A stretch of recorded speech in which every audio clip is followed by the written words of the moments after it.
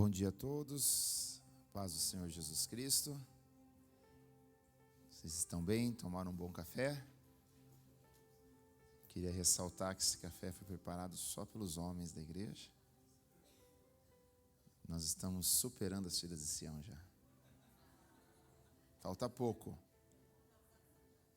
Não é, pastor Júlio? Glória a Deus. Primeiramente, muito bem-vindo a todos. Tá bom? Muito bem-vindo da sua microfonia. Então, bem-vindo a todos aí da sua participação nesse seminário dos profetas maiores, né?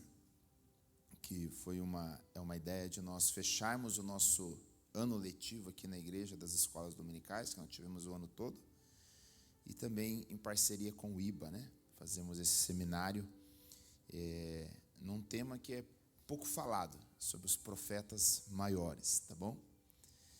Que você já deve saber que não está relacionado ao tamanho dos profetas, né? A altura deles, né? Tá bom? Então nós vamos aqui aprender sobre 4 profetas, como está sendo ali exposto, né? Isaías, Ezequiel, Jeremias e Daniel, tá bom? Com o objetivo de nos aprofundarmos na palavra, nas profecias que eles foram usados por Deus, e um paralelo também com os nossos dias atuais, das coisas que estão acontecendo, e vamos tentar explorar um pouco as coisas que vão acontecer já previstas por esses profetas, tá bom? Nós vamos contar com 4 palestrantes, a professora Carla, depois o professor Israel, depois o professor Ari Júnior e o professor e pastor Júlio, tá bom? São os nossos palestrantes. Todos receberam a apostila? Todos receberam? Então a apostila foi preparada por eles e revisada pelo Departamento de Educação Cristã. É isso, Marto? Então foi feita uma revisão preparando esse material. Então você pode aí fazer um bom uso dele, tá bom? E participar também durante o seminário. Depende, se você tiver aí alguma pergunta, você pode estar fazendo no final daquela palestra, ou se o palestrante também interagir, podemos também, durante a própria palestra, temos um momento de interação. Tá? Vamos ver a nossa programação. Então, nós estamos iniciando às 8h30 o café, tá bom? Às 9h30 começa agora a nossa primeira palestra, e com a irmã professora Carla, tá bom? Depois vem a segunda palestra com o professor Ari Júnior. Aí, 12h30 é o nosso almoço, e retornamos às 14 horas, tá bom? E depois nós vamos até 17h, encerrando com um bom café, tá bom? Toda boa reunião do crente tem um cafezinho bom também, né? É a comunhão, ok? Então vamos ficar em pé, vamos fazer uma oração. Já quero convidar a professora Carla, ela escolheu estar ministrando aqui embaixo. Cada palestrante fica à vontade, quiser ministrar aqui no altar, quiser ministrar ali, fique à vontade. E aproveitem também a decoração, né? A decoração foi especialmente pensada e projetada. Cada uma delas representa um profeta, tá bom? Daí você vai ter que descobrir durante a palestra qual é cada uma delas, tá bom? Eu só não gostei daquela última lá, que é do profeta Jeremias, por causa do barro, né? Ontem nós carregamos muito barro, fazendo um aterro, então me está trazendo não boa lembrança aquele ali, né? Mas parabéns, tá bom? Irmã Ana Paula, irmã Vanessa, pela decoração, Departamento de Educação Cristã desde já, uma bênção, IBA, e creio que Deus vai falar conosco poderosamente, tá bom? Quero aqui também agradecer a presença dos pastores, tá bom? Pastor Paulo, também de Cama e Gesley. Temos os nossos amados irmãos também aqui de Vida Evangélica, tá bom? Pastor Alex e nosso pastor Jonatas, tá bom? Sejam muito bem-vindos, Deus os abençoe. Temos também nossos irmãos que estão na frente da obra, né? Agradecer muito a vida ovelha Esli Mesquita, tá bom? Que está aí Campo Largo. Como está Campo Largo? Tudo bem? Tá bom? Glória a Deus. E sempre o companheiro do lado aí, né? Deus abençoe o pastor também. Deus abençoe todos que estão aqui. Pastor Júlio e Madaiane. Tá bom? E você que veio aqui nesta manhã. Tá bom? Vamos orar então? Amado Deus, te agradecemos por essa oportunidade. Nós te louvamos, ó Pai, por esse seminário em que vamos aqui passar o dia. E pedimos a sua graça e o seu favor aqui sobre nós. Glorioso Deus, clamamos a ti o seu favor, sua graça, sua misericórdia. Inspira, Pai, a cada professor, cada palestrante.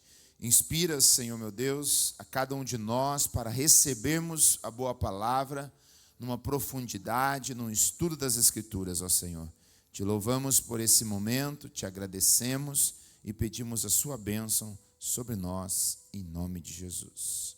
Amém. Glória a Deus. Professora Cara, por favor. Irmãos, durante a palestra vai ser disponibilizada, acho que água ou café na recepção, ou vão trazer aqui, tá bom?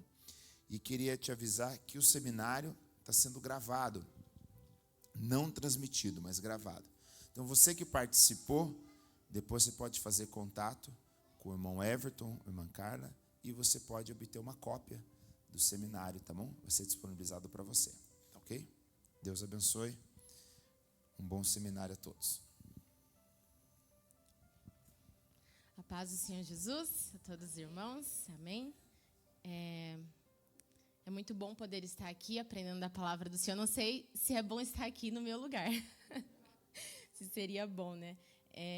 Confesso para vocês que estou um pouco nervosa, né? Vou fingir que eu estou na sala do IBA. E obrigado, irmão Everton, pela oportunidade. Prometo a você que eu não vou dar mais sugestão nenhuma de fazer seminário. Falei, vamos fazer um seminário de profetas. E daí acabou sobrando para mim também. Você trouxe sua Bíblia? Amém? Então pegue ela porque a gente vai usar. Todos os palestrantes eu tenho certeza que irão usar bastante a Bíblia, amém? Abra lá então em Jeremias, que é o profeta com o qual a gente vai estar falando nesta manhã. Jeremias, capítulo 1, no verso 5.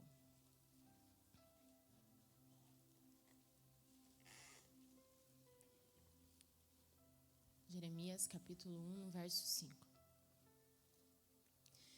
Então, a palavra de Deus diz assim: Antes mesmo que eu te formasse no ventre, eu te conheci. Antes que saísse da madre, te santifiquei. As nações te dei por profeta. Eu, porém, disse, o profeta Jeremias falou a Deus: Ah, Senhor Deus, não sei falar, não passo de uma criança. O Senhor, entretanto, me disse: Não digas, não passo de uma criança. Aonde quer que eu te enviar, tu irás, e tudo o que eu te mandar falar, dirás. Não temas diante deles, pois eu sou contigo para te livrar, diz o Senhor. Então, você pode se sentar. Amém? Então, a gente vai estar falando sobre este profeta, como o pastor já deu uma prévia, né, quanto à altura, ou idade, né, ou algo que seja relacionado a isso, né? Profetas maiores está relacionado ao seu tempo de profecia, né, que é maior comparado a outros que chamamos também a classe dos profetas menores, tá bom? Então, pode projetar lá o primeiro slide. A gente vai estar falando, então, inicialmente agora, né, sobre quem é Jeremias, né? Algumas qualificações que a gente pode extrair da própria Bíblia, né, da própria palavra de Deus. Então, Jeremias, ele é um filho de um sacerdote, né, sacerdote Ilquias. Pode passar para o próximo.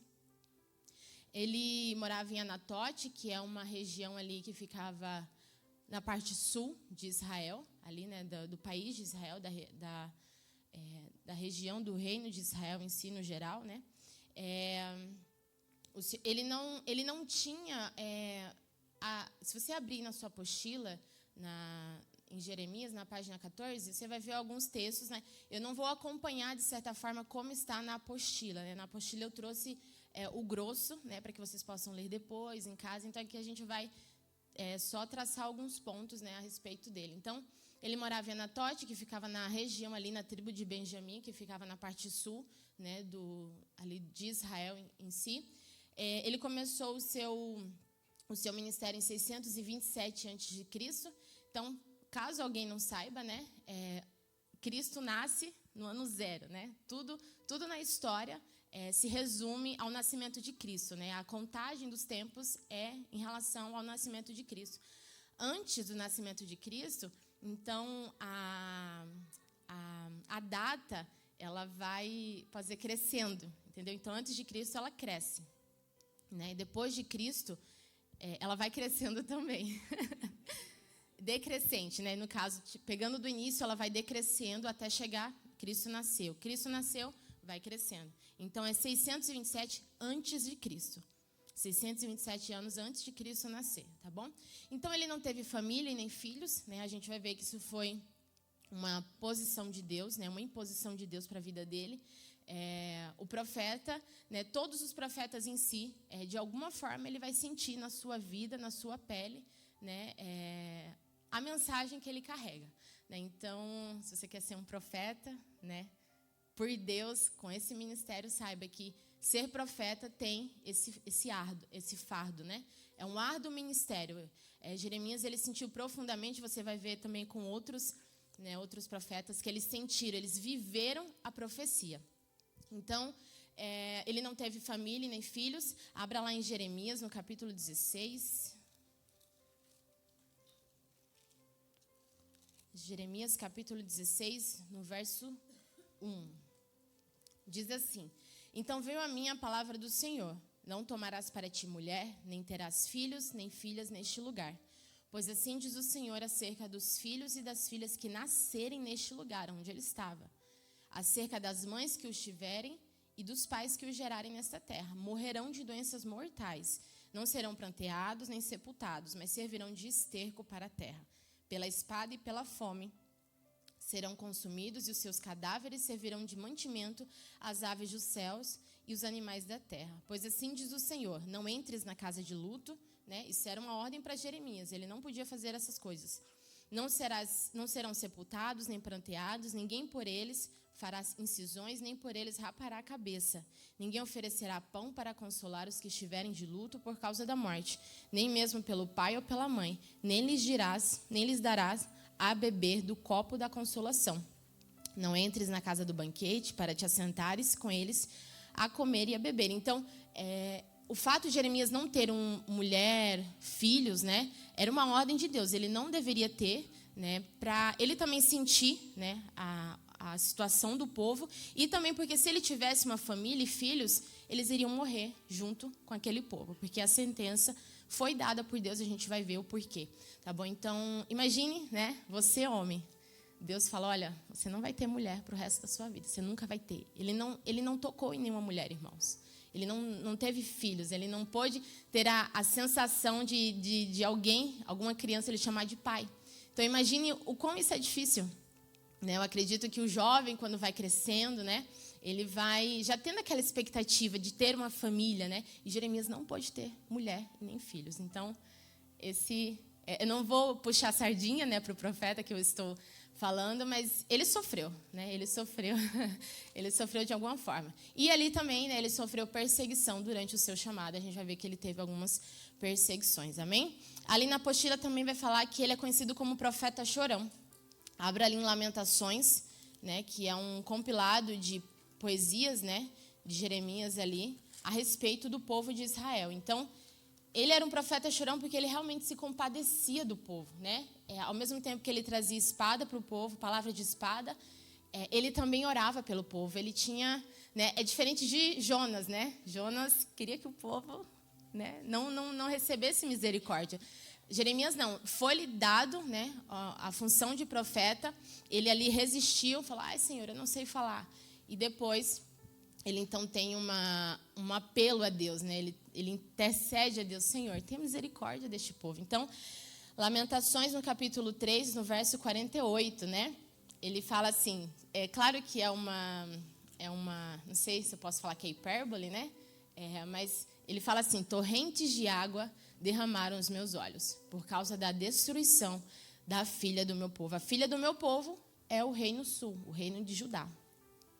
Os meus olhos choram sem parar, sem descanso, até que o Senhor atente e veja desde os céus.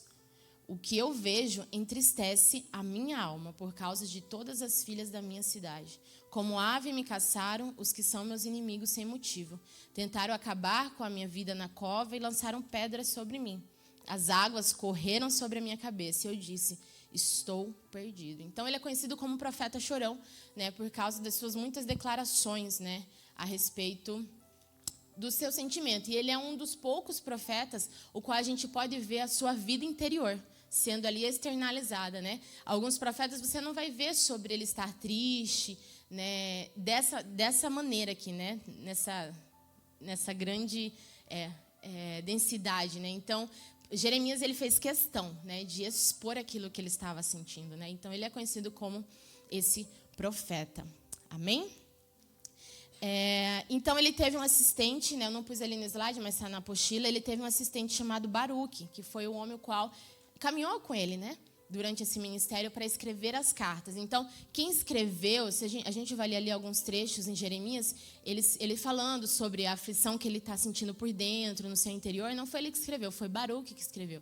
Então, Baruque ali fez questão, né, de colocar, né, ali no papiro, pergaminho, seja lá o que for, como o profeta estava se sentindo, né, como que ele estava sofrendo naquela época, né? Não só o exterior, né? Porque ele sofreu no corpo, mas no seu interior, né? Nos seus sentimentos, no seu coração. Amém? Então, entenderam sobre quem é Jeremias? Amém? Então, vamos lá para o contexto histórico. Você pode pular ali para o próximo slide.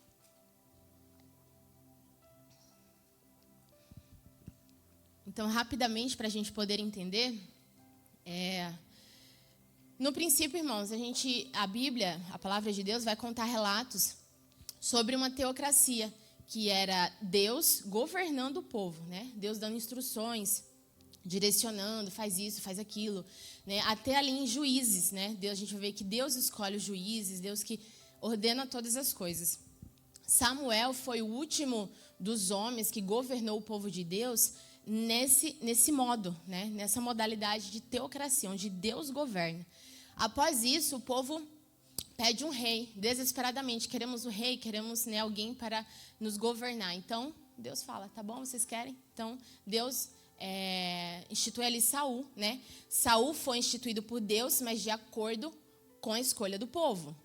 Ou seja, o povo pediu Saul, o povo queria Saul, então Deus deu Saul. E aqui começa a monarquia, né? Onde é um governo de reis, um governo de homens. Né? Então sai de teocracia para monarquia. E na monarquia a gente vai ver que o reino inteiro era dividido. Então, se a gente for pegar hoje o país de Israel, toda aquela região ali do país de Israel era um reino unido naquela época, né? Era um só rei para o norte, para o sul, leste e oeste. Desse modo, Reino Unido, né, esse governo, né, o reino estar unido em si, ter um só rei, tivemos apenas 3, Saul, Davi e Salomão. Foram os únicos 3 reis ali que puderam governar nesse reino. Por quê? Porque Salomão morre, e daí depois que Salomão morre, acaba se dividindo por uma discussão, uma falta de sabedoria, né? De quem estava na frente, quem precisava direcionar, era o filho de Salomão, Roboão, e Jeroboão entra, né? Vocês podem depois estar lendo a respeito disso na palavra de Deus. Então, o reino se divide, né? Então, já que não dá para andar juntos, vamos dividir. Então, fica Reino Norte, né? Conhecido como Israel, e Reino Sul, conhecido como Judá. Então, sempre que você for ler na Bíblia, Israel é assim, está falando do Reino Norte. Quando você ouvir Judá, está falando do Reino Sul. Então, antes eram 12 tribos e agora se separaram. 2 tribos ficaram para o Reino Sul e o restante ficaram para o Reino Norte, Israel. Tá bom? Então, só para a gente poder entender, né? Porque é aqui que Jeremias, então, chega profetizando para o Reino Sul, para Judá. No Reino Sul estava Jerusalém, no Reino Sul estava o templo, né? No Reino Sul tinha ali, digamos assim, que a maioria dos reis que governaram o Reino Sul, eles tiveram mais coisas boas do que o Reino Norte, né? Tanto que o Reino Norte ele caiu antes do Reino Sul, né? Ele veio o cativeiro assírio e exilou o povo do reino sul, o reino norte inteiro, Israel. Né? Então, por quê? Por causa do pecado do povo. Então, Israel caiu em 722, bem antes de Judá, e Judá vai cair só em 587. Né? Então, entenda ali a questão da data que vai decrescendo, tá bom?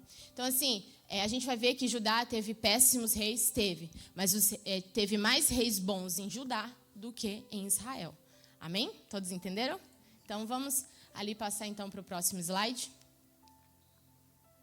Então, aqui que eu quero falar para vocês. No Reino Sul, tivemos vários reis, mas eu vou começar falando sobre Manassés, que foi o pior rei do Reino Sul. Foi o pior rei. Foi o rei assim que fez o cálice da ira de Deus transbordar sobre o Reino Sul. Abra lá então em 2 Reis. 2 Reis 21.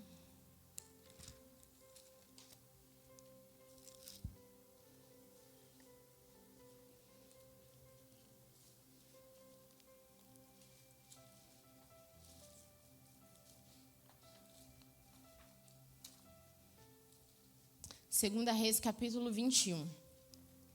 Diz assim: Tinha Manassés 12 anos de idade, quando começou a reinar, e 55 anos ele reinou em Jerusalém. Era o nome de sua mãe Esfizibá, acho que é assim que se lê. Fez o que era mal aos olhos do Senhor, conforme as práticas dos gentios que o Senhor havia expulsado, né, de suas possessões de diante dos filhos de Israel. Tornou a construir altares idólatras que Ezequias, seu pai, tinha destruído. Né, então, não lhe faltou exemplo para isso, mas ele ousou continuar na idolatria. Também levantou altares a Baal, fez um poste sagrado, como que fizera Acabe de Israel. Adorou a todo o exército dos céus e o serviu.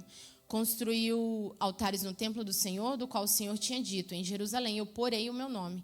Também construiu altares a todo o exército dos céus em ambos os átrios do templo do Senhor. Fez passar seu próprio filho pelo fogo, né? Ele sacrificou seu filho a Moloque. Praticou encantamentos e adivinhação, consultou médios e feiticeiros, prosseguiu em fazer o que era mal aos olhos do Senhor, provocando a ira. Então, ali vai continuar, também colocou a imagem de escultura do poste sagrado que tinha feito no templo, de que o Senhor disse a Davi e a Salomão, seu filho: nesta casa, em Jerusalém, que eu escolhi dentre todas as tribos de Israel, porei o meu nome para sempre. Não mais farei andar errantes os pés de Israel da terra que dei a seus pais, contanto que somente tenham cuidado de fazer tudo conforme eu tenho lhes ordenado, conforme a lei de Moisés, meu servo, lhes ordenou. Então, 2 Reis vai deixar claro que Manassés provocou a ira a Deus. Ele queria provocar a Deus. E tem que ser muito corajoso, né? Porque Manassés viu a situação de Israel. Manassés viu quando Israel caiu, a situação que o povo estava sendo direcionado, né, pelos reis e tinha caído em idolatria e em pecado. Então, Manassés, ele queria provocar a Deus. E ele era rei, né? Ele conhecia Deus. Ele servia ali, ele estava ali junto com o sacerdote, lado a lado, caminhando. Então, ele conhecia Deus e ele quis provocar a Deus. Então, de Manassés vem o seu filho Amon. Amon, ele reina ali ele assumiu com 22 anos de idade e reinou 2 anos em Jerusalém. Depois, Josias. Né? Por que eu grifei ali Josias em azul? Porque Josias, ele foi um excelente rei. Talvez ele foi um dos melhores reis que o Reino Sul teve. Né? Josias vem e acaba com tudo isso que Manassés fez. Ele destrói todos os postes e ele ordena que o povo volte a adorar o Senhor. Ele ordena que o povo volte a se consagrar a Deus e adorar somente a Deus no templo. Então, Josias, ele vem e acaba com tudo aquilo que Manassés tinha erguido e tinha feito. Só que tinha um problema, e vou falar depois. O que Josias não conseguiu, de certa forma, imprimir no povo. Depois de Josias vem seu filho Jeoacás. De Jeoacás vem então a Joaquim. Está em vermelho ali porque foi em Joaquim que então vem o cativeiro babilônico, que é o qual a gente vai comentar aqui. Né, o qual esse povo é exilado posteriormente. Depois de Joaquim vem, então, Joaquim, o seu filho. Né? Quando Joaquim morre, volta, então, para o seu tio, né, irmão de Joaquim ali, Zedequias. Tá bom? Então, grife aí, Josias foi um excelente rei, né, um dos melhores reis do reino sul, o reino de Judá. Joaquim foi onde o cativeiro babilônico veio para o povo de Judá. E Manassés, então, foi um dos piores reis, né? Ele foi o estopim da ira de Deus, né? O cálice da ira de Deus estava na tampa. Joaquim vem e coloca mais uma gotinha ali, talvez, e Manassés, né? Desculpa. E transborda, né? Então, transborda. Amém? Eu vou ler ali rapidamente na apostila, tá bom? Só para não ficar nas minhas palavras. Na página 14 mesmo. Pode avançar, Gislaine, mais um, por favor? Na página 14 diz assim: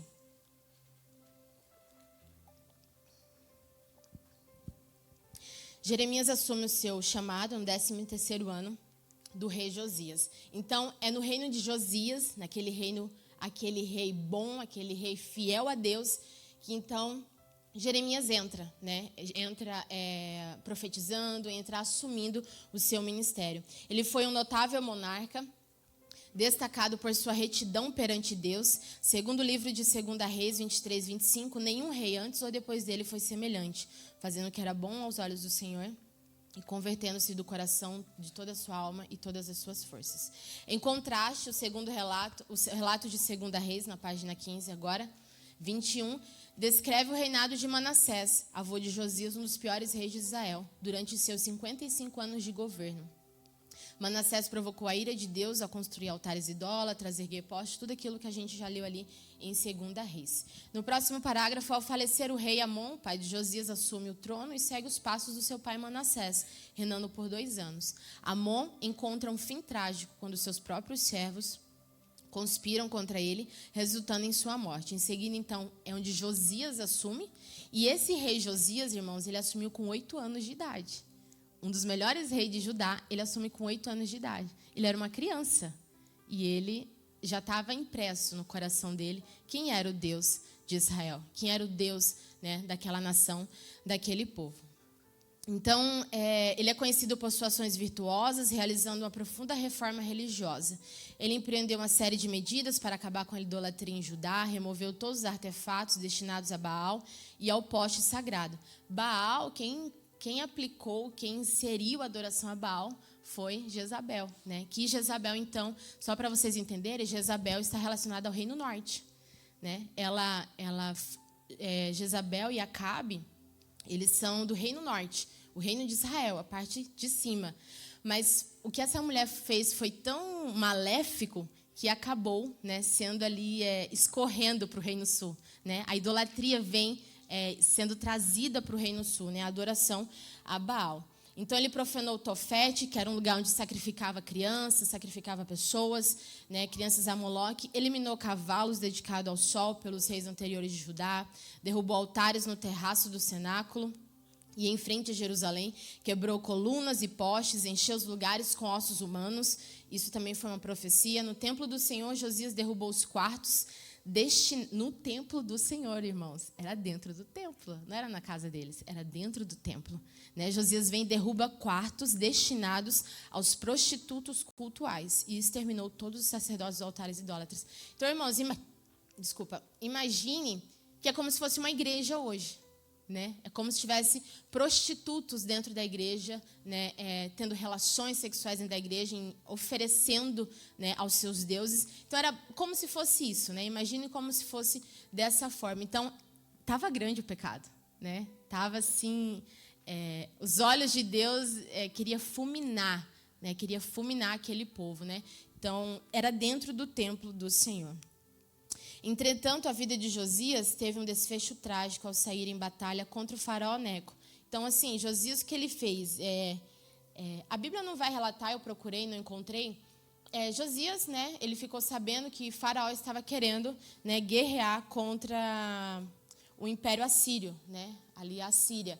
Então, Josias vai e se mete no meio, né, dessa confusão e ele acaba sendo morto. Ele queria impedir faraó de prosseguir, né. Então, por essa causa, né, ele acaba sendo morto e sepultado pelos seus próprios servos. Antes ele ficasse no seu lugar, antes ficasse, né, quietinho no seu lugar. Talvez tenha um fundo espiritual por trás disso, pode ser que tenha, né, porque Faraó, né, havia exilado o povo lá no início, então ele poderia ter algo ali contra, né, o reino do Egito. Então, ele acaba se envolvendo nessa confusão e morre. Então, ele assume o reinado por apenas 3 meses. Não, seu filho Joacá assume o reinado por apenas 3 meses, antes de ser preso pelo mesmo faraó, impedindo de governar. Então, Joaquim entra e assume o trono. Então, é aqui em Joaquim que vem o cativeiro babilônico. A gente vai falar mais para frente sobre o cativeiro babilônico. Neste contexto histórico de intensa idolatria e imoralidade, é que Deus toma a decisão de enviar o seu servo Nabucodonosor. Nabucodonosor, servo do Senhor, então, para levar cativo o seu próprio povo, conforme Jeremias 25. Amém? Então, aí você está vendo, né, uma ilustração ali de um poste sagrado em frente ao templo, né, em frente ali à cidade.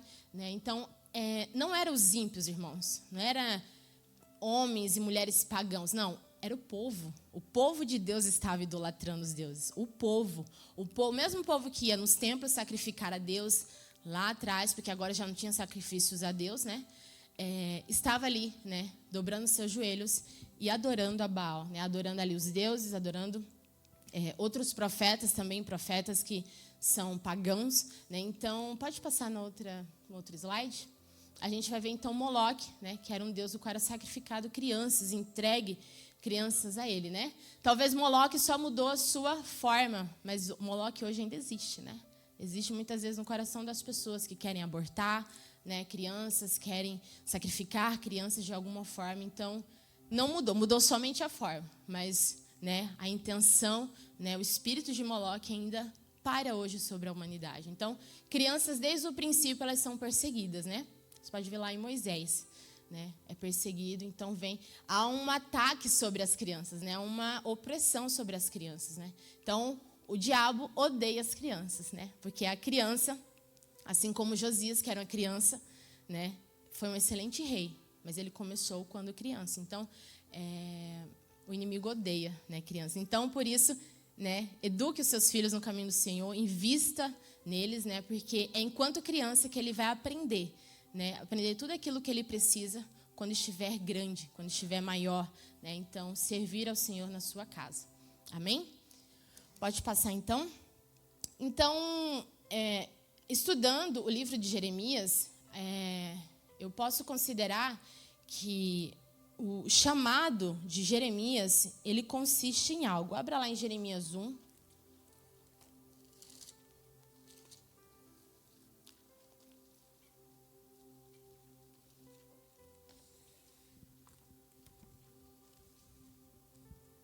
Jeremias 1, o verso 10. Diz assim. Jeremias 1, no verso 10.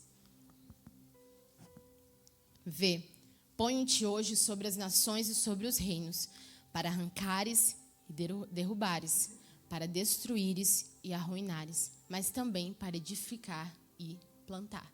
Então, nisso consiste o chamado de Jeremias. Né, pregar aos reinos para arrancar, derrubar, destruir, arruinar, mas também tinha uma promessa, né, edificar, plantar.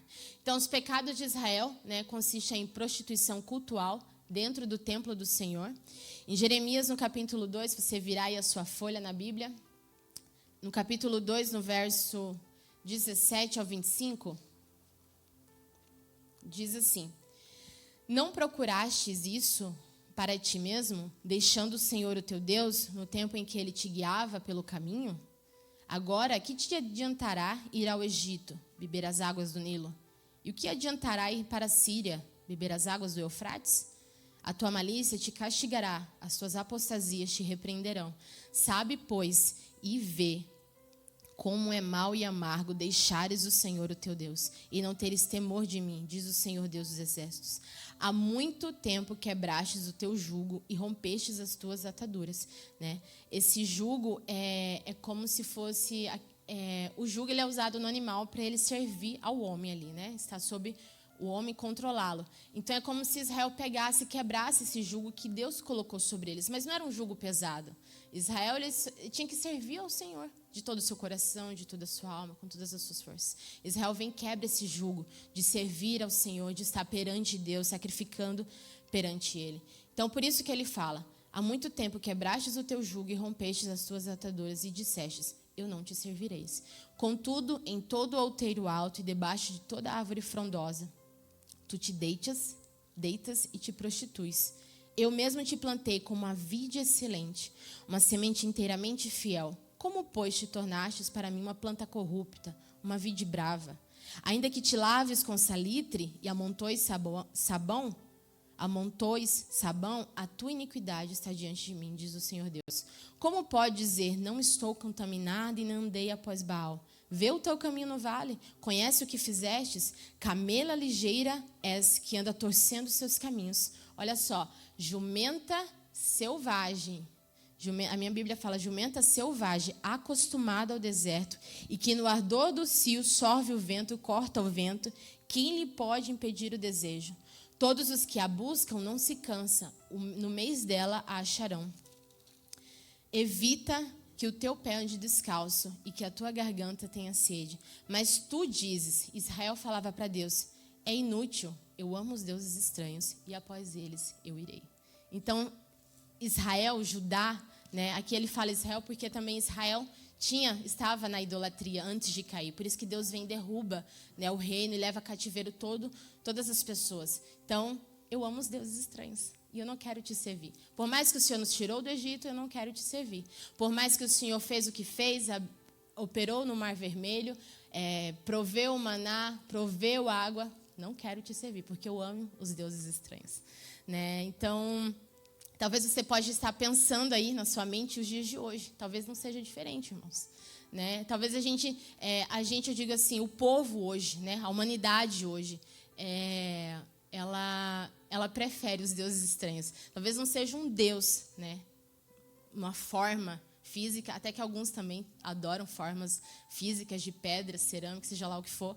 Mas tem pessoas hoje que não quer servir a Deus, não quer estar perante o Senhor, assim como o povo, e quer ir atrás dos seus deuses, né?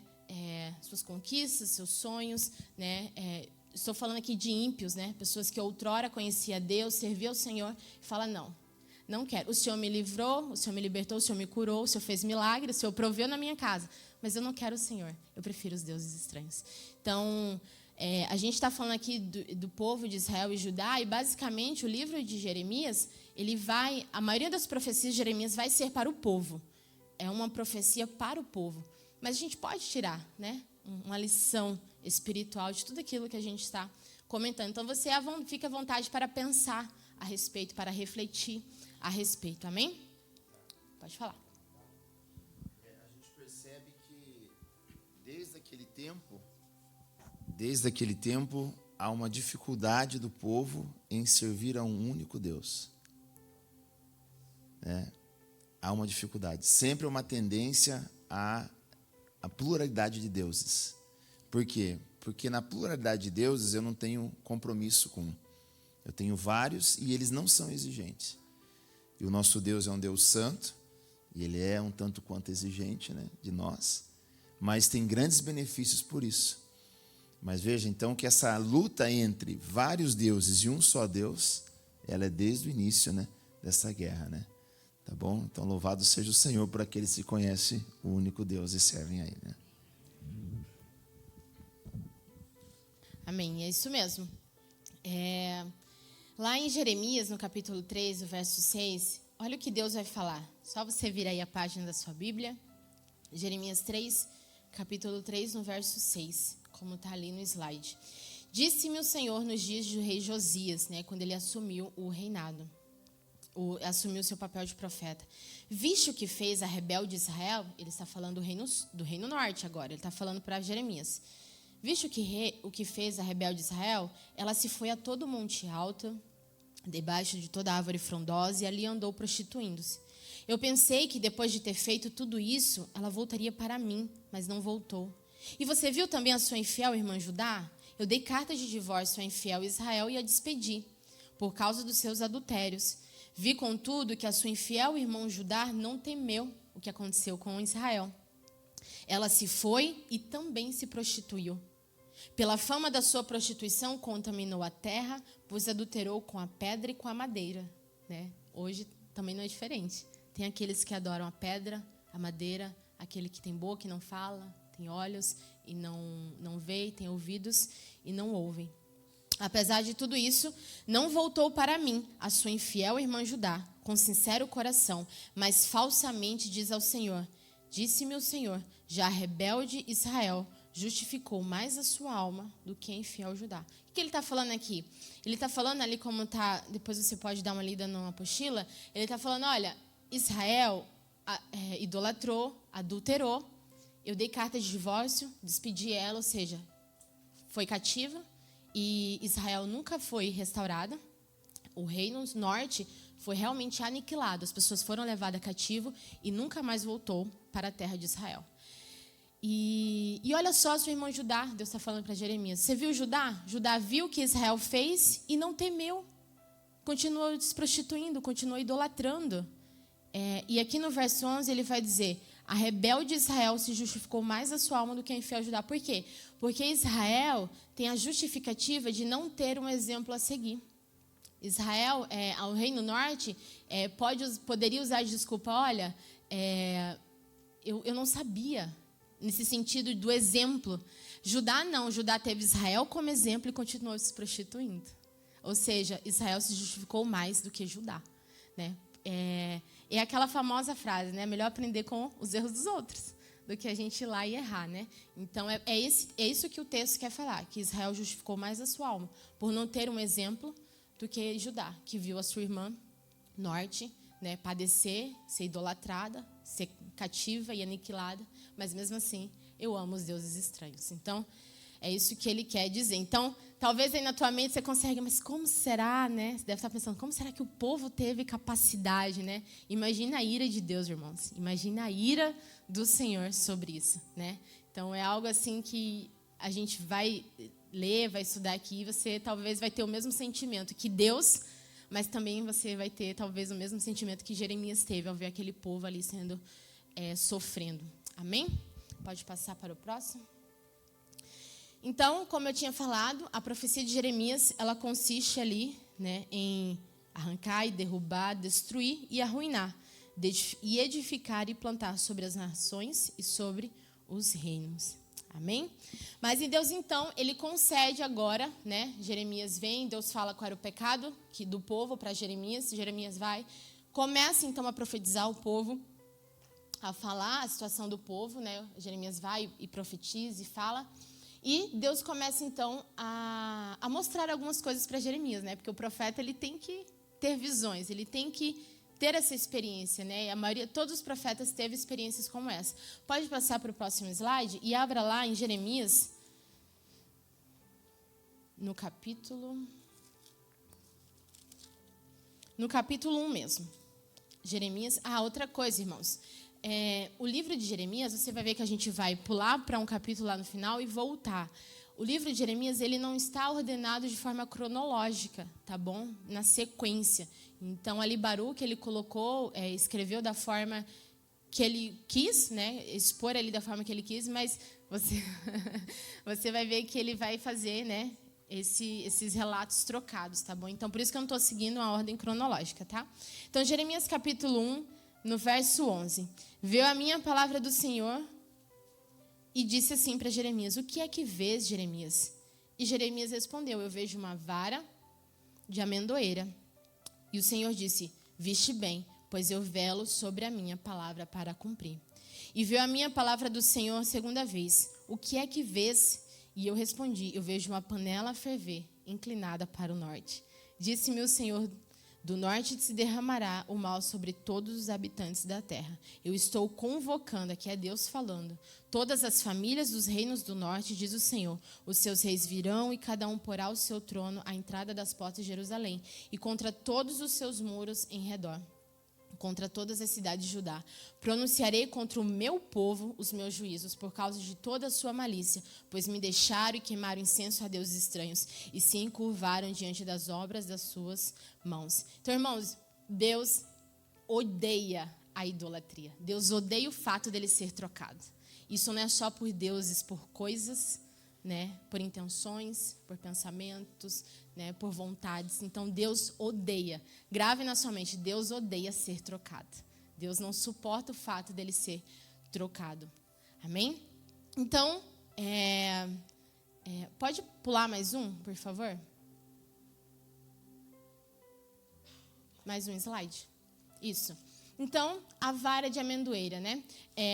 Pelo que eu pesquisei, a amendoeira, assim como a maioria das árvores e plantas, quando ela está brotando ali, ela está anunciando, né, uma nova estação que está se aproximando, que está chegando, né, que entrou ali. Então, a vara, ela pode ter outros sentidos, talvez espirituais, né, ou que alguém queira fazer aplicação, mas a vara de amendoeira, ela diz assim, como está ali na apostila, assim como a chegada de uma estação vem através das folhas e das flores, Deus estava vigiando, Ele estava observando para que a sua palavra fosse cumprida no tempo designado. Então, Jeremias, está vendo isso aqui florescendo? Tô. Então, presta atenção, porque a minha palavra, ela vai se cumprir no tempo certo. Assim como uma árvore brota, né, aquela vara ali está brotando folhas ali, flores, a minha palavra, ela também vai vir e ela vai ser cumprida. E a panela fervendo, né, Jeremias, o que é que vês? Eu vejo uma panela fervendo, inclinada para o norte. Disse-me o Senhor, do norte se derramará sobre todos os homens da terra o mal. Então, essa panela, né, Jeremias literalmente viu, foi uma visão que se abriu a ele, e era uma panela de água fervendo, irmãos. Quem aqui já se queimou com água fervente? Né? Então, é triste, né? E dói. Dói e dói. Dói não, e demora a ser sarado, né? Demora a ser sarado aquela ferida que é ocasionada pela panela de água. A água ali fervendo em si, ou qualquer líquido fervente. E o que Deus queria dizer? Olha, do norte, eu vou mandar todos do norte virem contra Judá, porque ela se prostituiu com outros deuses e se rebelou contra mim. Então, Deus mesmo estaria fazendo os povos se voltarem contra a menina dos seus olhos. Por quê? Porque ela trocou o Deus de Israel, né, por outros deuses. Então, é como, a gente pode ver como um pai com um filho, né? O pai não vai matar o filho, como Deus fez com eles, né? Mas vai castigar, né? Vai vir com a sentença, a punição, a consequência ali. A criança tem que ter, o filho tem que ter. Então, assim era Deus, né? Para você ver que Deus, ele é justo, né? Deus, ele é justo, na medida certa. Então, Deus tinha avisado, claro que isso veio, mas Deus teve uma série de avisos, né? Sempre que vem a consequência, a punição para um povo, para alguém, Deus vai avisar antes. Ele não vai mandar, né, aquela punição sem antes avisar o seu povo. Olha, se converta, volte a mim, né? Os seus profetas vão lá e avisam. Hoje é a mesma forma, né? As pessoas são avisadas. Então, depois que acontece, né, não adianta chorar, né, pelo leite derramado. Então, é claramente isso que a palavra de Deus quer dizer. Só que, irmão, se a gente for olhar, tem outra coisa que vai ser derramada sobre o povo. Certo? Quem aqui adivinha o que vai ser? Algo vai ser derramado sobre todos. As taças. Deus um dia vai derramar sobre os ímpios, sobre aqueles que ficaram, as taças da sua ira, as taças da cólera de Deus, né? Aqui a igreja já não vai estar mais, né? Mas Deus vai vir e vai punir, vai castigar. Então, as taças da cólera de Deus, né, como se fosse, eu imaginei isso, né, como se fosse uma semelhança, né, assim como a panela estava, né, aquele líquido viria queimando, destruindo, né, arruinando o povo, lá na frente, né, lá nos últimos tempos, Deus vai vir e vai derramar a sua taça, né? E claro, essa taça, ela vai ser, né, transbordada, né? Deus vai vir, Ele mesmo vai vir e vai derramar sobre os povos, né? E interessante, eu fui dar uma olhada, a taça, né, a primeira taça que é derramada, ela vem e traz uma chaga no povo, uma ferida, né?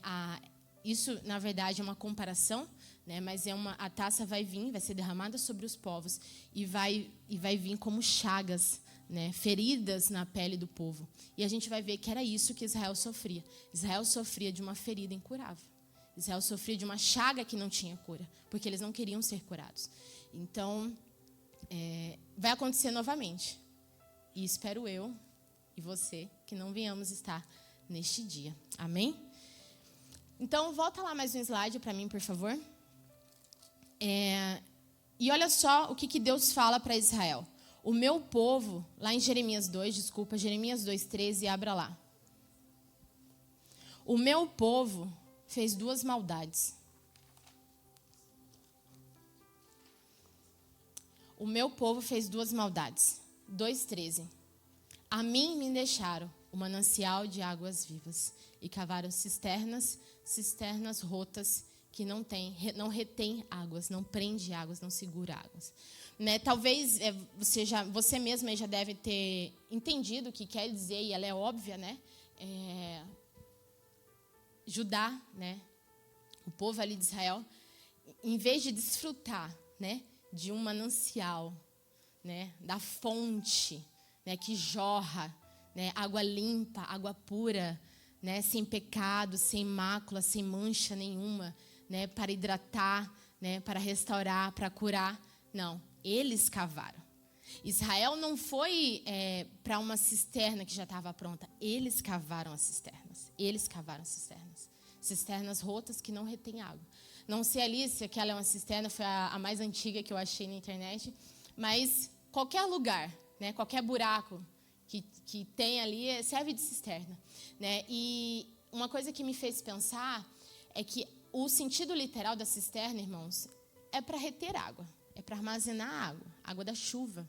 Né? Muitas vezes hoje água encanada, né? Porque com a falta de água tem a cisterna. Mas lá atrás, quando não tinha encanamento, o povo dependia da água da chuva.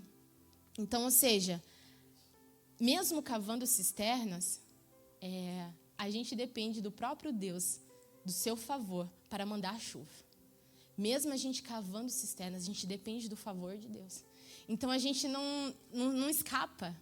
A gente não tem por onde sair. Mesmo cavando cisternas, a gente precisa de Deus, né? Precisa do próprio Deus. Então, a metáfora ali, como está na apostila, na página 17, a metáfora é ilustrativa e pode ser relacionada ao cotidiano. Todo proprietário, ali são palavras de Thompson, queria uma fonte fluindo em sua propriedade, o que evitaria de ter que cavar uma cisterna nas colinas calcárias. Para garantir que a cisterna reteria água, ele tinha que emplastar o interior com gesso de cal. Ele poderia, assim, direcionar a água da chuva para a cisterna quando chovesse. Mas essas cisternas construídas na rocha calcária acabavam criando frestas, e a água se infiltrava na rocha, deixando o fazendeiro sem um produto precioso que dá vida. Então, Israel cavou cisternas, né? Judá cavou cisternas, mas não retinha água. Israel poderia desfrutar direto da nascente, mas preferiu buscar fontes infundadas que não saciaram as suas necessidades mais profundas. Porque, irmãos, em vários momentos ali em Jeremias, Deus vai jogar, né? Vai lançar contra eles. Olha, vocês foram para os seus deuses, mas cadê eles agora? Cadê os deuses que vocês adoraram? Pede a eles. Né? Volta a eles. Eles podem saciar as suas necessidades? Não, eles não podem. Né? E é como isso, cavar uma cisterna rota. Né? Então, que possamos desfrutar, né, desse manancial de águas vivas que é o nosso Deus. Né? João 4, Deus vai falar ali com a mulher samaritana, olha, se tu sabe quem está falando contigo, né, pediria água e daria de lhe beber, né? E você nunca mais teria sede. Irmãos, a cisterna rota, ela vai trazer sede para o povo, porque não tem água, né? Não tem água, está oco, está vazio por dentro. Né? Então, Cristo, ele é um manancial de águas vivas para nós e não precisamos ir atrás, né, de cisternas, né, que não retêm águas, que não podem saciar.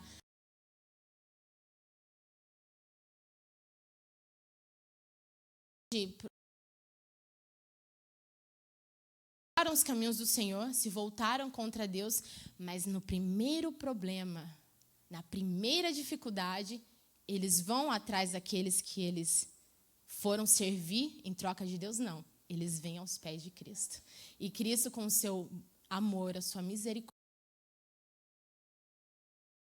e vem ali trazendo a cura, a necessidade. Pode falar, pastor? Amém? Não? Amém, glória a Deus. Amém. Amém. Então, pode passar mais uma...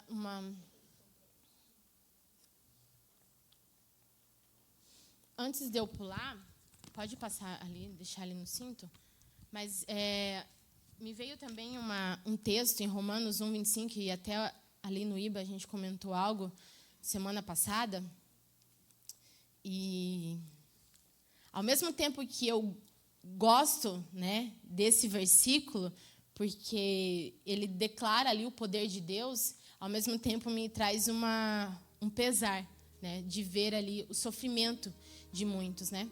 Então, ali em Romanos 1, ele vai falar, né, sobre a idolatria, a depravação da humanidade, né?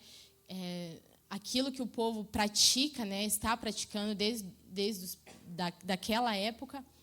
Mas Romanos 1:25 diz: mudaram a verdade de Deus em mentira, honraram e serviram a criatura em lugar do Criador, que é bendito eternamente. Então, hoje, né, não só hoje, mas desde o princípio, né, estão trocando, colocando a criatura em lugar do Criador, né? Então, é algo que a gente pode usar, né, de comparação. E Deus continua, então, usando o profeta, né? Lá em Jeremias, no capítulo 3... Deixa eu só abrir lá. Se alguém desejar comentar algo, perguntar, tá bom? Só erguer a mão e a gente dá a oportunidade. Deixa eu aqui. Eu acho que faltou uma ali. É Jeremias 13, irmãos, perdão. Jeremias 13.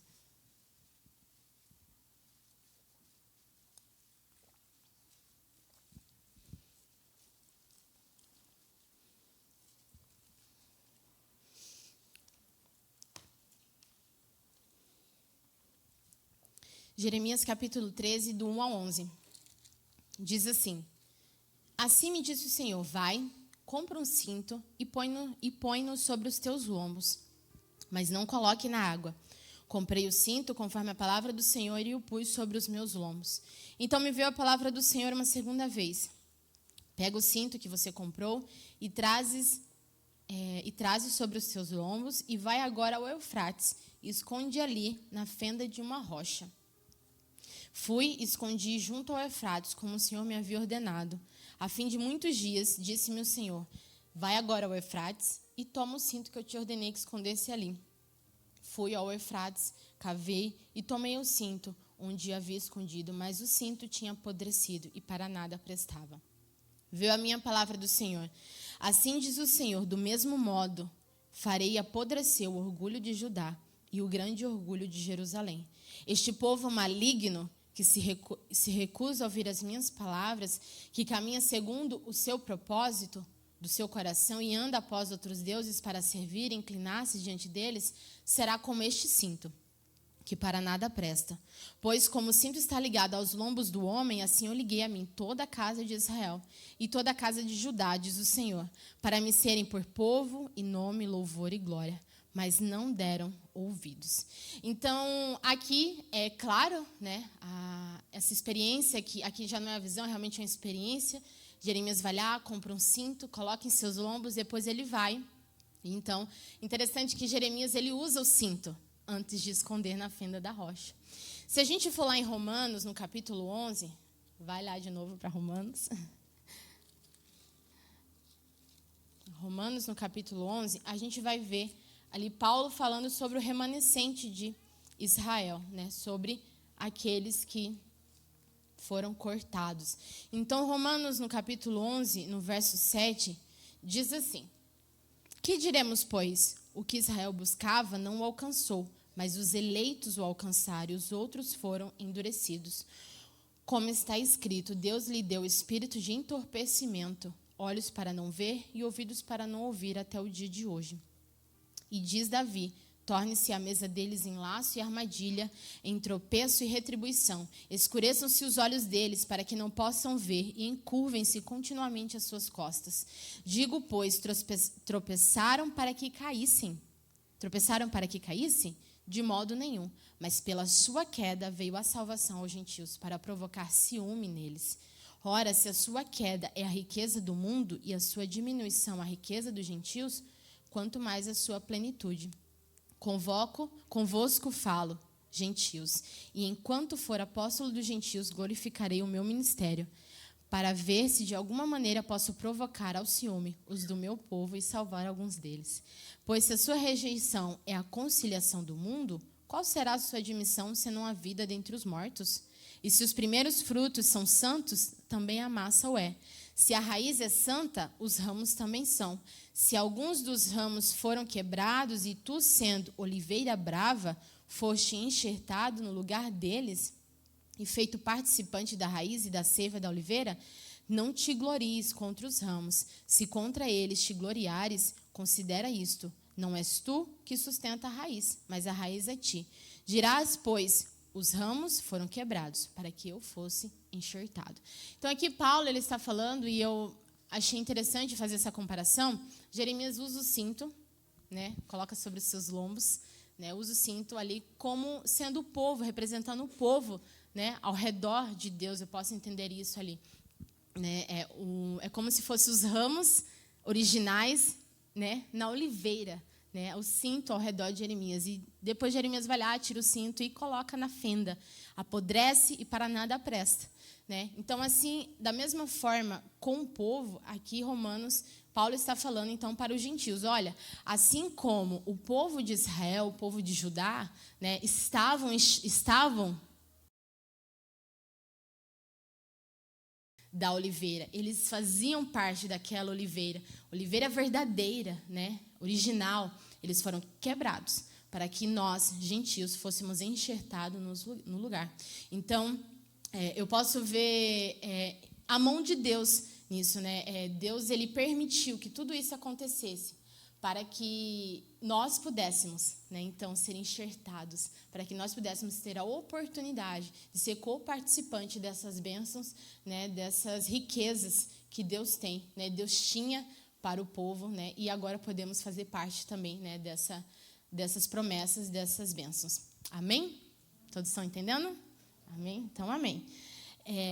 Então, o cinto, né, fica claro. Então, o profeta ele é perseguido por causa da sua profecia. Jeremias 11, vamos voltar lá para Jeremias 11 de novo. Eu espero que esteja ficando claro na sua mente, né?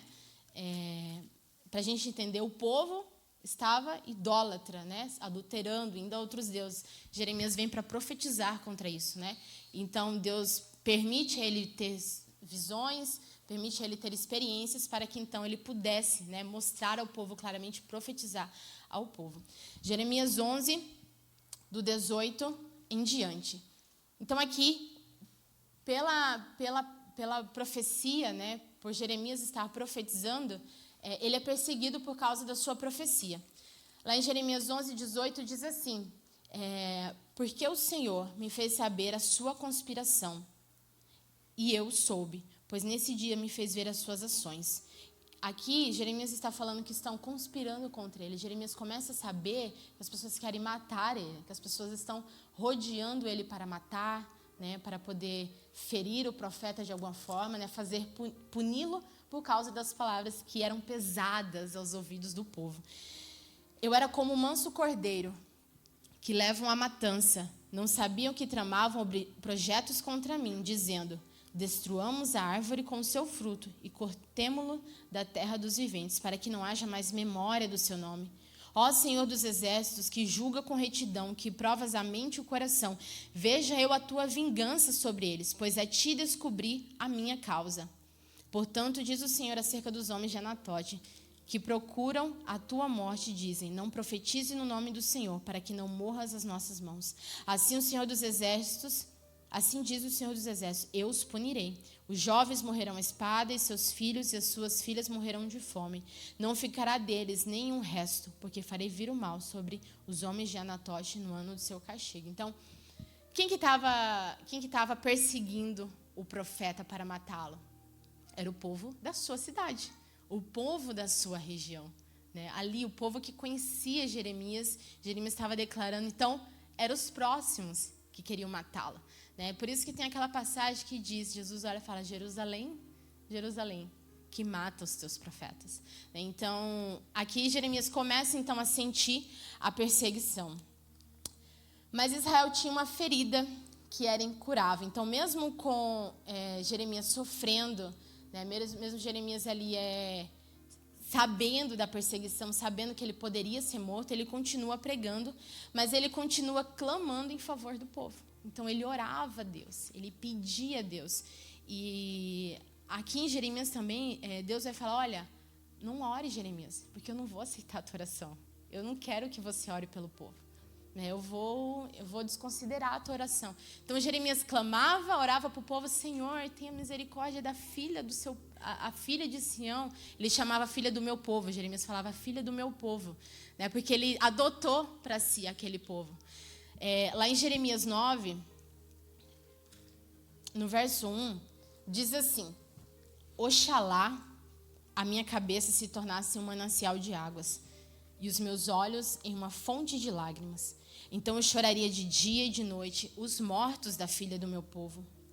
Oxalá tivesse no deserto uma estalagem de caminhantes, então deixaria o meu povo e me apartaria dele, porque todos são adúlteros e um bando de infiéis. Estendem a língua como se fosse o seu arco para a mentira. Fortalecem-se na terra, mas não para a verdade. Avançam de pecado em pecado e não me conhecem, diz o Senhor. Em Jeremias, no capítulo 6, volta lá só um pouquinho, no verso 14 diz assim, curam superficialmente a ferida da filha do meu povo, dizendo paz, paz, quando não há paz. E na verdade, irmãos, não era só o povo. Lembra lá que quem que trouxe, né, fez multiplicar essa idolatria em Judá? Foi o rei Manassés. Tem o histórico dos outros reis, mas Manassés deixou claro que deveria realmente adorar outros deuses. Só que Manassés não estava sozinho. Né? Você não precisa abrir, mas Jeremias 2:8 diz assim, os sacerdotes não perguntaram, onde está o Senhor? Os que tratavam da lei não me conheceram, e os pastores se rebelaram contra mim. Os profetas profetizaram por Baal e andaram após o que é de nenhum proveito. Então, Manassés não tinha culpa sozinho no cartório. Os profetas, os demais profetas ali que profetizavam contra, né, a palavra do Senhor, os sacerdotes também, porque os sacerdotes que permitiam os reis, os homens virem e se prostituírem e adulterarem, idolatrarem, e também os pastores. Ou seja, era um combo. Não era só o rei que ia ser punido e o povo. Era um combo. Quando foi levado o cativeiro, foi levado à corte primeiramente. Os poderosos. Não vou falar tanto do cativeiro, porque Jeremias, o papel dele é o início do cativeiro. Então, vocês vão ouvir falar melhor sobre o cativeiro. Mas foi a nata que foi levada para o cativo. Quem ficou na terra foram os pobres. Né? Deus permitiu, né, e o rei da Babilônia, Nabucodonosor, permitiu que aquilo acontecesse, que os pobres ficassem, Jeremias também ficasse na terra. Né? Então, a gente vai ver que nem Jeremias foi exilado. Jeremias ficou com os pobres ali na terra, né, para não ser levado cativo. Então, a nata teve culpa no cartório, né, os poderosos. Então, e não era só o rei sozinho, né, pastores, sacerdotes, né, e os profetas que profetizavam contra Deus. Lá em Jeremias, no capítulo 8... no verso 18, 8:18, diz assim, se eu pudesse consolar-me na minha tristeza, o meu coração desfalece dentro em mim.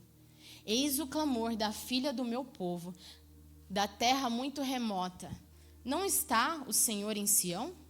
Não está nela o seu rei? Por que me provocaram a ira com as suas imagens de esculturas, com vaidades estranhas? Passou a cega, findou o verão.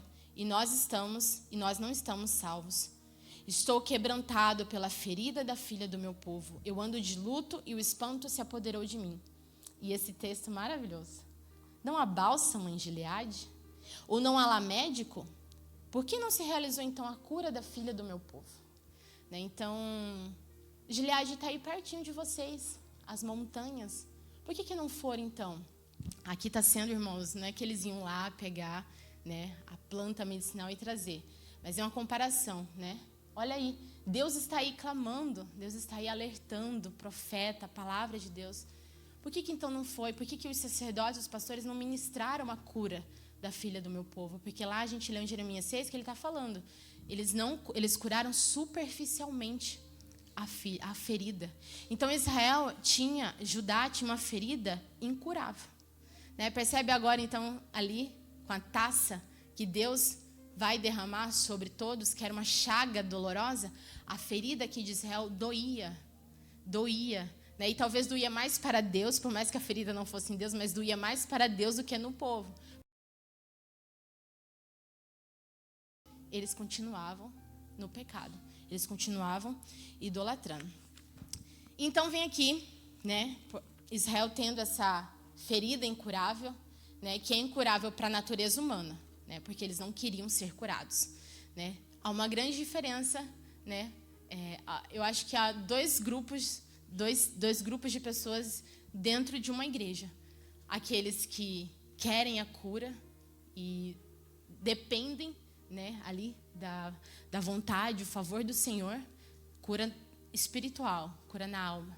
E tem aqueles que querem estar no pecado, não querem ser curados. É como ali Jeremias falou, de pecado em pecado eles vão fazendo. Então abra lá em Jeremias no capítulo 18. A palavra do Senhor que veio a Jeremias. Jeremias no capítulo 18.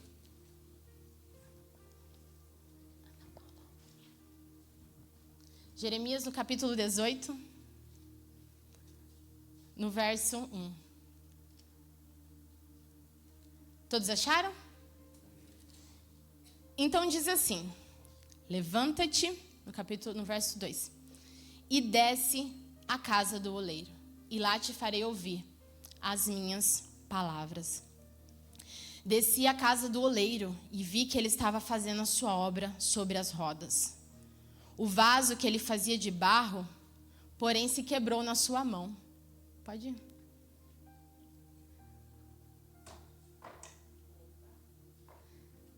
O vaso que ele fazia de barro, porém, se quebrou na sua mão, pelo que o oleiro tornou a fazer dele outro vaso, conforme bem lhe pareceu. Então veio a minha palavra do Senhor: não posso fazer de vós como fez este oleiro à casa de Israel. Diz o Senhor: como o barro na mão do oleiro, assim sois vós na minha mão, ó casa de Israel. No momento em que eu falar contra a nação ou contra o reino para arrancar, derrubar e destruir, se a tal nação contra a qual falar se converter da sua maldade, também eu me arrependerei do mal que pensava lhe fazer. Sabe o que eu entendi, irmãos? É muito claro a passagem do oleiro, né? O oleiro está ali manuseando barro. E eu fui estudar um pouco sobre o oleiro, né? Porque é inevitável você não estudar, né? E como é maravilhoso. Pode pôr no chão. Como vou usar essa palavra, como é gostoso ver ali o oleiro moldando, né? Pega água e molda, e ele faz do jeito que ele quer, irmãos. O oleiro molda o vaso que ele quer. O oleiro pode fazer vários vasos diferentes, com desenhos, detalhes, depois passa pela pintura, mas o oleiro faz o vaso que ele quiser, da forma que ele quer. É por isso que a gente vê tantas pessoas diferentes umas das outras, com o seu jeito, né? Com a sua forma, né? O seu jeitinho diferente um do outro, porque é individualidade, cada um é único diante de Deus. Você é único diante do Senhor. Não existe ninguém na face da terra que seja igual a você, da sua forma, né, do seu jeito, a sua forma de ver, de pensar, a sua forma de falar, né, de lidar com as situações. Ninguém é parecido com você. Não é à toa que o DNA é algo que difere você de outra pessoa. O teu fio de cabelo, se for dado para alguém ali, né, que trabalha com genética, vai ver que você é diferente. Não, esse fio é da Daniela. É só da Daniela. Não tem ninguém parecido. Então, e sabe o que eu aprendi com essa passagem do vaso? É que o vaso quebrou nas mãos do oleiro. Irmãos, é melhor ser quebrado nas mãos de Deus do que ser quebrado lá fora, sem a provisão divina. É melhor ser quebrado, é melhor sofrer nas mãos do Senhor. É melhor padecer nas mãos do Senhor. Se tiver que passar uma enfermidade, é melhor passar nas mãos de Deus. Se tiver que passar uma luta financeira, passe nas mãos do Senhor. Se tiver que sofrer escárnio, perseguição, porque você é cristão verdadeiro, que seja diante de Deus. Por quê? Porque Ele vai te moldar novamente. Ele que te quebrou, Ele permitiu você ser quebrado. Então, Ele vai formar um vaso novo. Talvez vai demorar, né? Por quê? Porque eu vi que quando o oleiro quebra um vaso, ele não recomeça. Ele tem que pegar, do jeito que a Ana Paula fez bem certinho, um monte de barro, e ele tem que fazer uma bolinha novamente com água, para depois jogar de novo ali, né, naquele negócio que gira, e formar novamente. Então, o oleiro, ele não começa da onde ele quebrou, do deformado, não. Ele volta ao estado inicial e faz um vaso novo. Então, é melhor ser quebrados nas mãos de Deus. É aqui o caso do povo de Judá. Eles estavam sendo punidos nas mãos do Senhor. Diferente ali, a gente vai ver também que é uma diferença entre Judá e Israel, porque Israel não teve restauração do povo. A cura de Israel, não teve cura para Israel. Não teve cura para o Reino Norte. Eles foram exilados e extintos. Judá não. Há uma cura para Judá. Há uma cura que somente o próprio Deus poderia trazer para aqueles. E talvez você lembre, deve ter passado na sua mente a passagem de Davi, né, que diz lá em 1 Crônicas 21:13, é melhor cair nas mãos de Deus, por causa das suas misericórdias, do que cair nas mãos dos homens. Porque, irmãos, Deus ele tem algo diferente de nós, ele tem a misericórdia. Muitas vezes a gente quer a punição ali imediata para as pessoas, para aqueles que são contra Deus, são contra, né, a Deus em si, e adoram outros deuses, são rebeldes de espírito.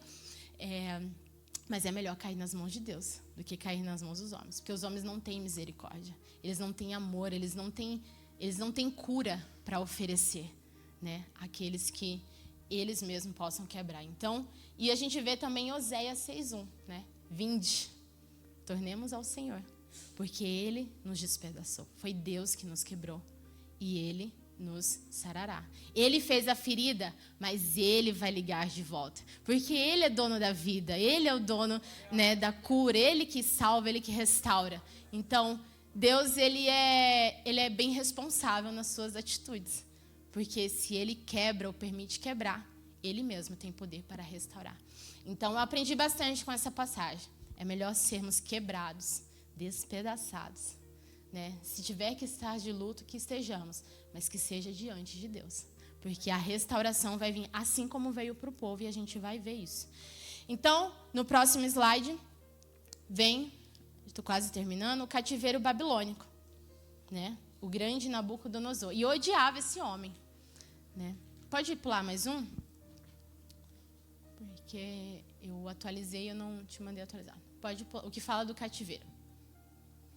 O cativeiro babilônico. Eu odiava esse homem quando eu fazia IBA. O Israel fez a gente odiar ele. E estudando Jeremias agora, você viu lá que no início eu falei que Nabucodonosor era um servo. Oi? Ele era um servo nas mãos de Deus, né? Ele era um servo. Deus usou o inimigo como servo em suas mãos, né? Então, assim, irmãos, Deus não tem inimigos. Nabucodonosor era inimigo do povo. Porque até Nabucodonosor era como um servo nas mãos de Deus. Você vê o poder que Deus tem, né? Deus, ele é todo poderoso. Então, Deus usou, né? Nabucodonosor. Abra lá em Jeremias, no capítulo 25, no verso 1.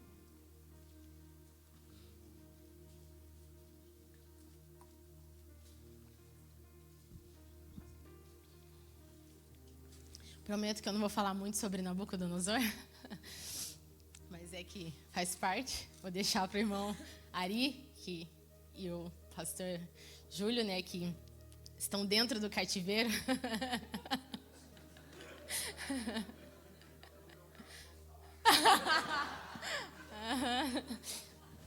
Não. Então, Jeremias 25 diz assim: palavra que veio a Jeremias acerca de todo o povo de Judá no 4º ano de Joiaquim.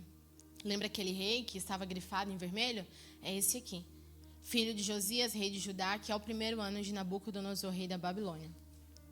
o qual anunciou o profeta Jeremias a todo o povo de Judá e a todos os habitantes de Jerusalém. Durante 23 anos, do 13º ano de Josias, filho de Amon, rei de Judá, até o dia de hoje, tem vindo a mim a palavra do Senhor, e eu a tenho anunciado a vós, madrugando e falando, mas vós não escutastes.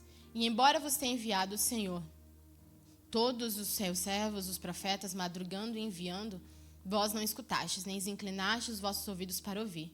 Disseram, convertei-vos agora, cada um do seu mau caminho e da maldade das suas ações, e habitai na terra que o Senhor deu a vós e aos vossos pais de século em século. Não andeis após outros deuses, para os servirdes e vos inclinardes diante deles. Não me provoqueis a ira com a obra das vossas mãos, para que não vos faça mal. Vós, porém, não me destes ouvidos, diz o Senhor, me provocastes a ira com a obra das vossas mãos, para o vosso próprio mal. Portanto, assim diz o Senhor dos Exércitos, vinde, visto que não escutastes as minhas palavras, convocarei todos os povos do norte, diz o Senhor, como também a Nabucodonosor, rei da Babilônia, meu servo, e os trarei sobre esta terra, sobre os seus moradores e sobre todas as nações em redor. Eu os destruirei totalmente e os porei por objeto de espanto e de zombaria e ruínas perpétuas. Farei cessar entre eles a voz do folguedo, da alegria, a voz do noivo e a voz da noiva, e o som do moinho e a luz do candeeiro. Toda esta terra virá a ser um ermo desolado, e essas nações servirão ao rei da Babilônia 70 anos. Então, começa então o cativeiro babilônico, né? Nabucodonosor ele já tinha se apoderado do rei do Império Assírio, porque o Império Assírio tinha feito cativo o reino norte, Israel. Nabucodonosor vem e se apodera do Império Assírio, né? Então, agora acho que você pode entender melhor por que vem do norte. Até uma questão histórica, né? Podem confirmar também, quem souber mais, geográfica, né? Que para você vir até Jerusalém, ali no Reino Sul, você tinha que vir pelo norte. Então, era literalmente pelo norte. Tanto em questão de terra, a parte geográfica, quanto a questão espiritual. Ou seja, o Império Assírio dominou o norte, Nabucodonosor vem e domina o Império Assírio. Então, Nabucodonosor estava imperando ali muitas regiões ali, né? A crescente fértil ali quase que inteira. Então, por isso que ele vem do norte. A panela com água fervendo estaria inclinada para o norte, porque cairia água quente, fervendo, né? A dor, a destruição viria para o Reino Sul. Então, é aqui que então começa o cativeiro babilônico. Então, de uma forma breve, a primeira deportação, que é onde ele vem, pega ali muitos e leva, né, a cativeiro, acontece aproximadamente em 609 a.C. Lembra lá que Jeremias começou o seu ministério em 627? 609, então vem. Foi um curto prazo, né? 627 a 609. Então, em 609, aproximadamente, Nabucodonosor vem e leva a primeira leva. Nessa primeira leva era o quê? Eram os poderosos, né? Eram os grandes daquele povo. Então, ele vem e leva cativo, e sempre que Nabucodonosor vinha e levava cativo um pouco, ele deixava um rei ali. Ou seja, não foi todo o povo levado a cativo, algemados, né? Ele deixava sempre um pouco e ele deixava um rei ali. Ou seja, o próprio rei da linhagem de Judá, né, a linhagem de Davi, vinha ali, continuava reinando, mas servindo a Nabucodonosor. Entende agora? Então, o rei ele não estava, digamos assim, governando como ordem divina, né, com a ordem divina, mas Nabucodonosor que governava ali o rei de Judá. Então, eles estavam cativos, os que foram levados e os que ficaram também. Porque se eles não fizessem o que Nabucodonosor ditava, o seu general ali, o comandante, eles seriam, então, levados cativos, então, seriam exilados mesmo da terra.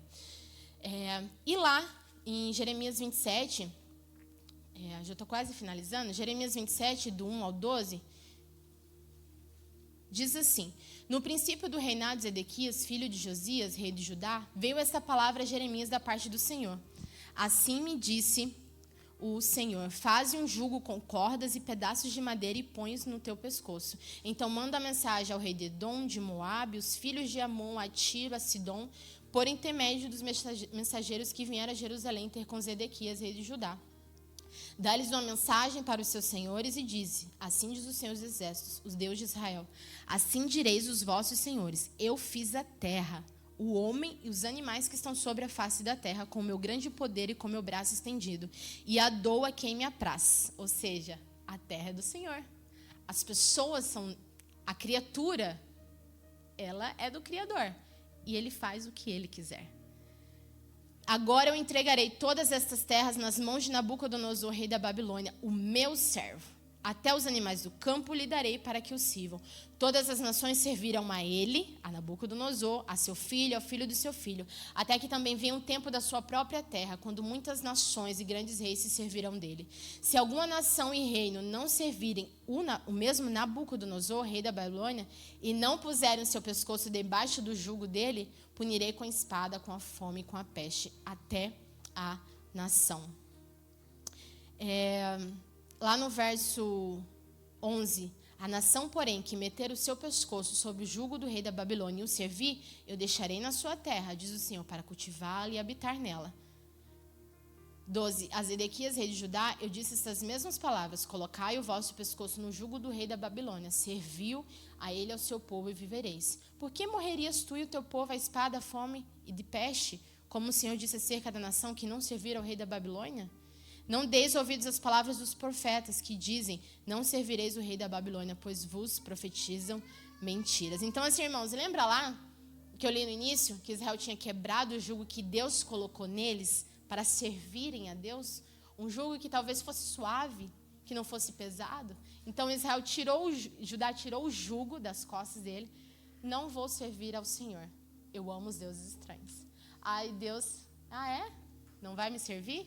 Então, vocês vão colocar um jugo sobre vocês e agora vocês vão servir ao rei da Babilônia.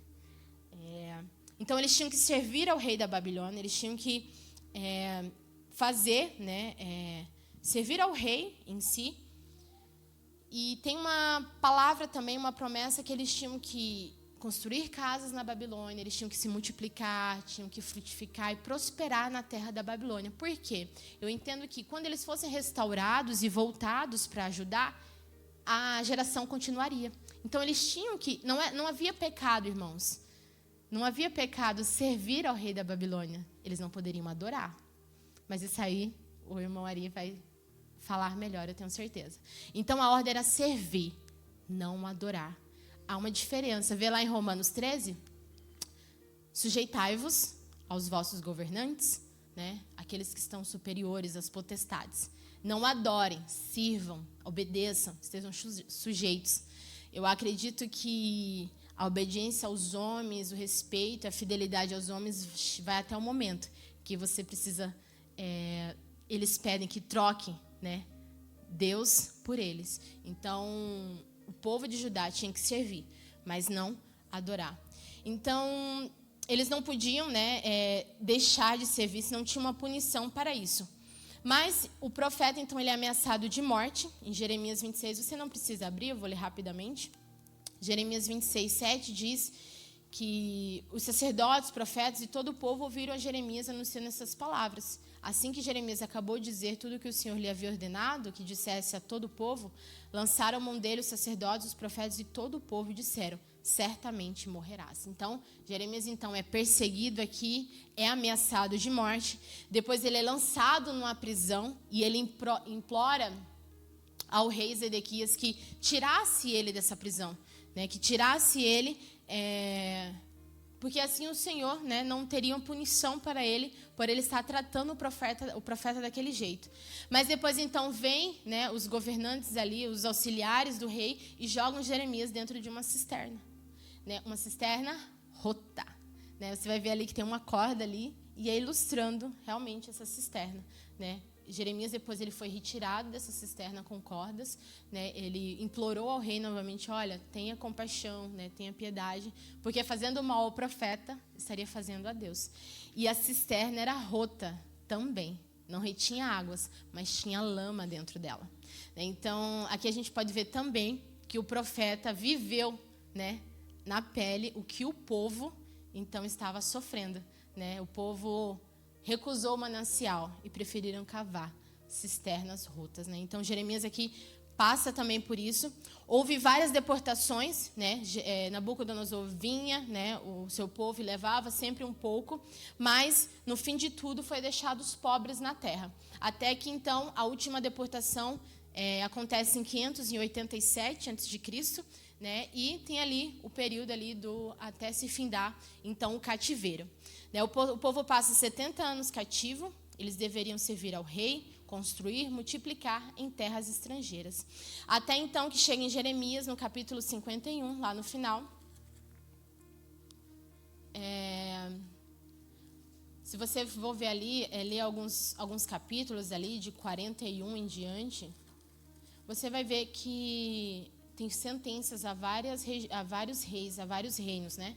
Porque Deus, ele usou Babilônia, Nabucodonosor, para poder oprimir o povo e levar cativo.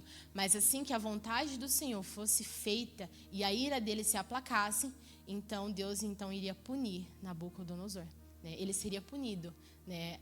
Ele também ia levar. Ele também ia pagar pela sua crueldade e sua maldade. Então Deus suscitou um espírito para destruir todo o império da Babilônia. Então Jeremias, no capítulo 1, no verso 1, rapidamente diz assim: assim diz o Senhor, levantarei um vento destruidor contra a Babilônia e contra os que habitam em Lebe e Camai. Enviarei estrangeiros contra a Babilônia, que a peneirarão e esvaziarão a sua terra. Virão contra ela em redor no dia da calamidade. O flecheiro não arme o seu arco, nem o coloque sobre a sua couraça. Não poupeis os seus jovens. Destruía todo o seu exército, cairão mortos na terra dos caldeus e mortalmente feridos pelas ruas, pois Israel e Judá não foram abandonados por seu Deus. O Senhor dos exércitos, ainda que a sua terra esteja cheia de culpa perante o Santo de Israel, fugi do meio da Babilônia, livre cada um a sua vida, não sejais destruídos na sua maldade, é o tempo da vingança do Senhor, ele lhe dará a sua paga. A Babilônia era uma taça de ouro nas mãos do Senhor, ela embriagou toda a terra do seu vinho, beberam as nações. Por isso enlouqueceram. No momento cairá a Babilônia e ficará arruinada. Gemeis sobre ela, tomai bálsamo para sua dor. Talvez ela sare. Teríamos curado Babilônia, mas ela não pôde ser curada. Deixai, aí cada um vá para a sua terra. Né? Então aqui Deus está dispensando o povo, né? Passou os 70 anos, Deus dispensa o povo. Né? Então, vem o reino... os medos e persas, né, eles vêm e derrubam a Babilônia ali. Então o povo é dispensado, vá para a sua terra, pois o seu juízo chegou até o céu e se elevou até as mais altas nuvens. Então, Babilônia cai, né, o povo é dispensado. Mas algo que provavelmente você já deve ter ouvido falar, que o povo foi curado da sua idolatria na Babilônia, numa terra idólatra. Né? O povo foi curado da sua idolatria numa terra idólatra. Eles não queriam ser curados dentro de casa. Interessante, né? Quantas pessoas não querem ser curados? Onde estão? Servindo ao Senhor, dentro da casa do Senhor. Aí aqui me vem uma passagem quando Paulo fala, olha, lança para fora. Deixe que Satanás cuide. Deixe que Satanás vai cuidar daquela pessoa. E ele mesmo vai, né, ser tratado lá fora. Então, Judá não pôde ser curada em casa. Teve que sair cativa para ser curada em terras estrangeiras. Então, que lá em Salmo 137 vai falar que, nós penduramos as nossas harpas nos salgueiros e temos que cantar louvores àquele que nos colocou cativo. Então, já que eles não queriam adorar a Deus na terra, então eles foram adorar a Deus, né, ser curados da ferida em terras estrangeiras, e eles ainda tinham que cantar canções ao seu inimigo, servir ao seu inimigo. Mas tinha uma esperança, você não precisa abrir. Jeremias 23, do 1 ao 8, Deus vai trazer uma esperança, né? Uma esperança para nós, uma esperança profética para nós. Jeremias 23 diz assim, no verso 3: Eu mesmo recolherei o resto das minhas ovelhas de todas as terras para onde eu estiver afugentado. Eu as farei voltar aos seus apriscos, onde frutificarão e se multiplicarão. Levantarei sobre elas pastores que as apacentem, e nunca mais temerão nem se assombrarão, e nenhuma delas faltará, diz o Senhor. Vem dias, diz o Senhor, em que levantarei a Davi um renovo justo, um rei que reinará e prosperará. Ele praticará o juízo e a justiça na terra. Nos seus dias Judá será salvo, Israel habitará seguro. Este é o seu nome, como que o nomearão? O Senhor, a nossa justiça. Então aqui Jeremias está falando sobre Cristo. Olha, vai vir um pastor, vai vir um rei, que ele realmente vai vir apacentar. Ele realmente vai, arrebanhar, não sei se é assim que fala o verbo, as suas ovelhas, vai trazer para junto as suas ovelhas, vai curar as suas feridas, vai sarar as suas feridas, e todos então serão um só povo.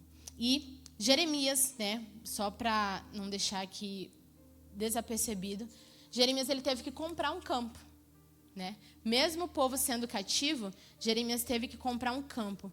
Isso nos ensina, a própria demonstração de ele ter que comprar um campo era como uma promessa de que o povo seria restaurado. Olha, compra um campo, porque o povo vai voltar. O povo vai voltar para a sua terra e será restaurado. Então, o que eu aprendo aqui, que mais me marcou no livro de Jeremias,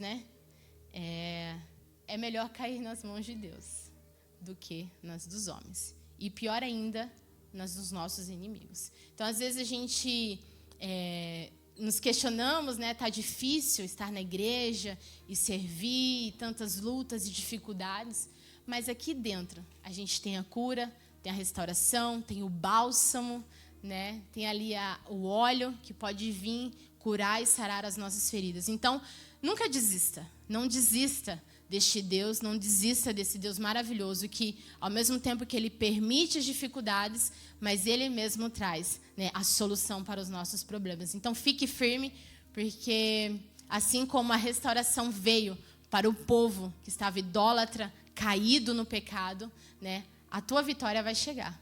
A tua luta vai passar, a tua enfermidade vai ser curada, os teus problemas serão resolvidos, eu creio, em nome do Senhor Jesus. Amém? Então, Deus te abençoe. Alguém tem alguma dúvida, alguma pergunta? O irmão Everton está aqui para esclarecer. Amém? Então, Deus abençoe e muito obrigada pela oportunidade. Maravilha. Quem foi abençoado nessa manhã? Amém?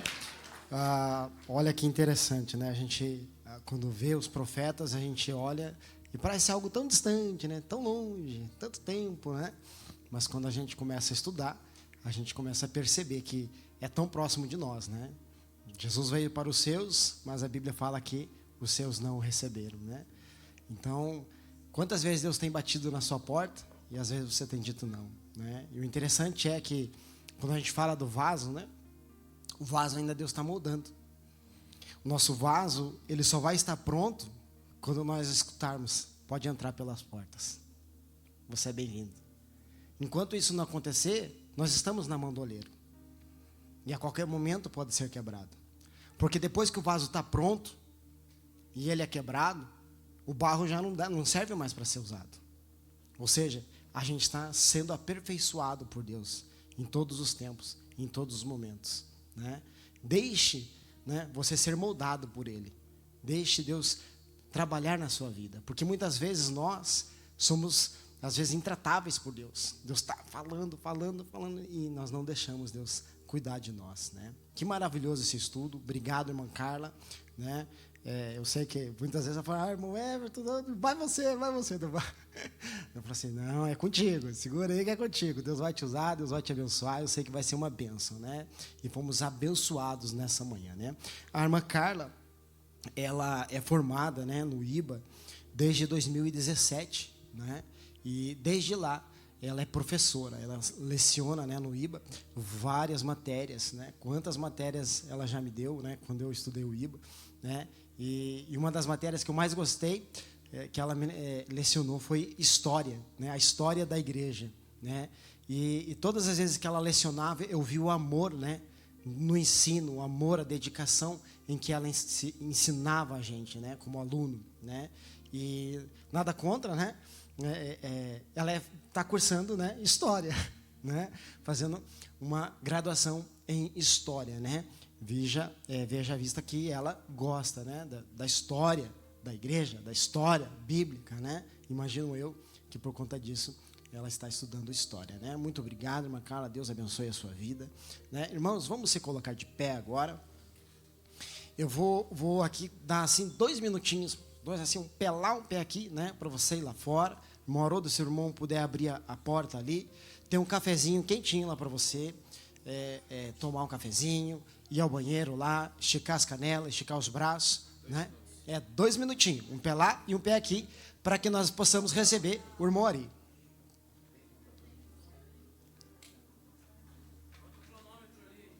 Dois minutinhos. Daqui a pouco eu já dou um aviso para vocês aí.